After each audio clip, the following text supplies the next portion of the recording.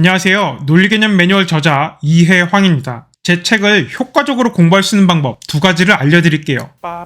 결국 목적은 5개념을 원천 봉쇄하는 겁니다. 머릿속에 5개념이 생기면 이를 발견하기가 매우 어려워요. 평소에는 내가 5개념을 갖고 있는지조차 모르고 있다가 문제를 틀리고 나서야 오답 분석을 하면서 내가 이런 5개념을 갖고 있었구나 하고 깨닫게 되는데, 이런 5개념을 모의고사를 통해 발견하면 운이 좋은 거고요. 재수 없으면 시험일 저녁에 채점하면서 이거 당연히 맞힌 줄 알았는데 왜 틀렸지? 요즘은 이런 걸 의문사 당했다고 하는데, 이렇게 의문사 당한 후에 문제를 부검하면서 자신의 5개념을 뒤늦게 발견할 수도 있습니다. 심지어 2023년 입법고시 언어논리 출제자는 공허한 참에 대한 잘못된 5개념을 바탕으로 문제를 출제했다가 제가 유튜브로도 출제 오류를 지적하고 신문 기고를 통해서도 출제 오류를 지적해서 그제서야 5개념을 발견하고 정답이 정정된 적이 있습니다. 아마도 전공 교수님이 아니라 사무관이 출제한 것으로 추정이 되는데, 이 자리를 빌려 저 때문에 문책 당하셨을 그 출제 담당자분께 심심한 사과를 드립니다. 하여튼 요 논리 개념은 처음부터 5개념이 생기지 않도록 공부하는 게 중요하고, 이를 위해서는 첫째, 쉽다고 대충대충 넘어가지 않아야 돼요. 거북이처럼 느려도 좋으니까 하나하나 차근차근 책의 서술을 빠짐없이 꼼꼼하게 공부해 나가세요. 근데 머리가 애매하게 좋은 분들이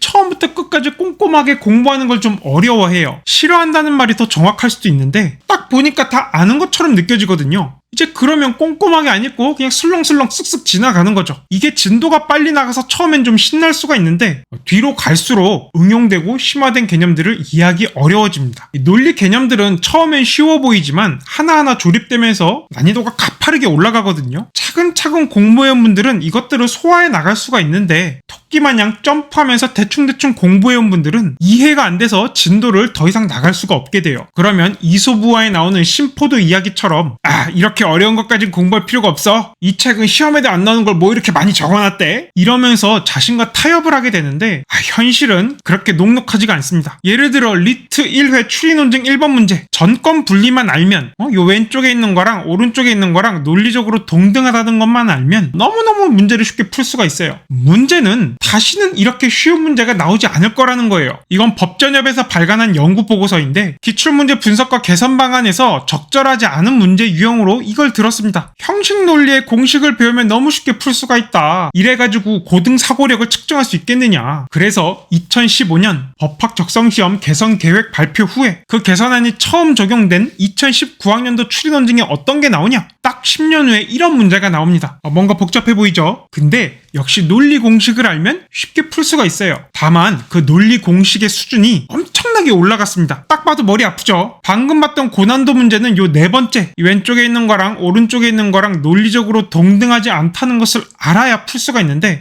아주 똑똑한 분들은 이렇게 기호화된 논리식을 배우지 않아도 탁월한 언어 감각을 통해서 기호 논리학을 심도 깊게 배운 분들과 동일한 결론에 빠르게 도달할 수가 있어요. 그런데 그런 분들은 진짜 극소수고, 절대 다수의 평범한 두뇌는 이러한 논리 개념을 시험장에 가기 전에 학습을 미리 해둬야 됩니다. 참고로 요 네 번째 논리가 2023년 6월 모의평가 수능 미적분에도 나온 적이 있거든요. 유명한 수학 강사분들조차 요 왼쪽과 오른쪽이 논리적으로 동등하다고 착각해서 5개념을 갖고 설명을 했다가 논란이 된 적이 있어요. 그래서 당시에 제가 국어 강사지만 논리 개념을 저만큼 심도 깊게 공부한 분들이 없는 것 같아서 왜 오류인지 자세하게 설명한 적이 있어요. 하여튼 다시 한번 강조드리는데, 쉽게 느껴진다고 대충 쓱쓱 깡충깡충 넘어가지 마시고 하나하나 체계적으로 논리를 쌓아 나가길 바랍니다. 그렇게 하면은, 이거 제가 굉장히 좋아하는 말인데, 직관적으로 당연해 보이는 것들을 논리 개념으로 체계화하다 보면 나중에는 이 논리 개념을 통해서 우리의 직관이 닿지 않는 곳까지 더 높게 멀리 도달할 수가 있습니다. 이전에는 풀 수 없었던 복잡하고 어려운 문제를 뚫어낼 수 있게 된다는 거예요.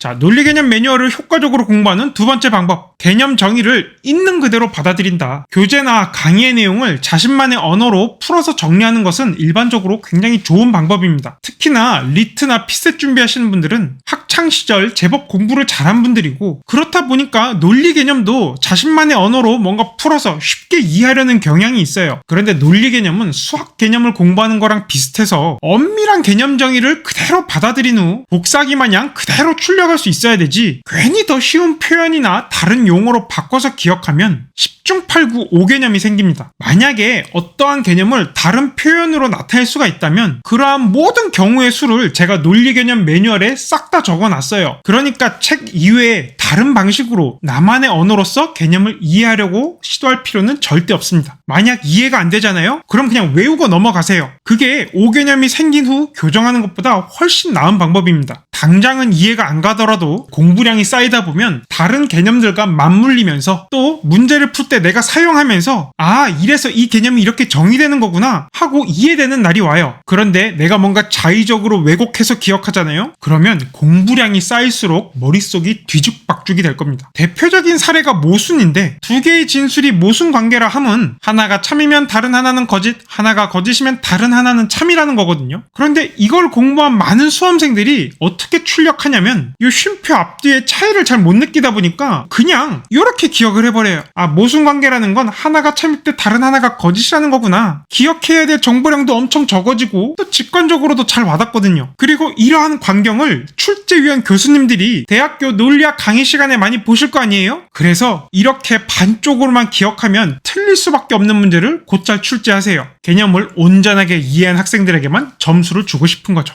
자, 그리고 이건 어떤 수험생이 자신이 공부하는 언어논리 교재에 써있다면서 저에게 제보해준 사례인데 네모와 세모가 참이면 반드시 동그라미는 참이다. 네모와 세모가 참이면 반드시 동그라미는 거짓이다. 요 위에 있는 문장과 밑에 있는 문장이 양립 불가능하다. 안타깝게도 이건 5개념입니다. 직관적으로 이게 굉장히 말이 되는 것 같지만 특수한 경우에 이건 양립 가능해요. 그리고 그 내용이 2012학년도 추리논증 32번으로 나온 적이 있습니다. 뭐 갑의 조사 결과 어쩌고저쩌고 을의 조사 결과 어쩌고저쩌고 많이 나와 있었는데 제가 다 생략했어요. 자, 그때 니은 갑과 을의 조사 결과가 모두 옳다면 B국은 사형제 폐지 국가이다 라고 제시가 되었는데 문제는 뭐였냐? 이 제시된 내용을 분석을 해보니까 이런 게 도출이 되더라는 거예요. 갑과 을의 조사 결과가 모두 옳다면 B국은 사형제 폐지 국가가 아니다. 자, 히읗이 옳다면 니은은 반드시 거짓인가요? 거꾸로 니은이 옳다면 히읗은 반드시 거짓인가요? 아닙니다. 이 두 진술은 모두 참이었어요. 이와 관련하여 출제기관 이의제기 심사실무위원회에서 이런 답변을 하기도 했습니다. 갑과 을의 조사 결과를 모두 고려할 때 B가 사형제 폐지 국가라는 것도 옳게 추론되고 B가 사형제 폐지 국가가 아니라는 것도 옳게 추론된다. 즉 니은과 히읗 모두 적절해. 지금 무슨 말 하는지 하나도 이해 안 되나요? 그게 당연합니다. 직관과 어긋나 보이는 요 개념은 논리개념 매뉴얼 73 폭발 원리에서 다루는 거거든요. 그러니까 그 정도로 좀 많이 공부해야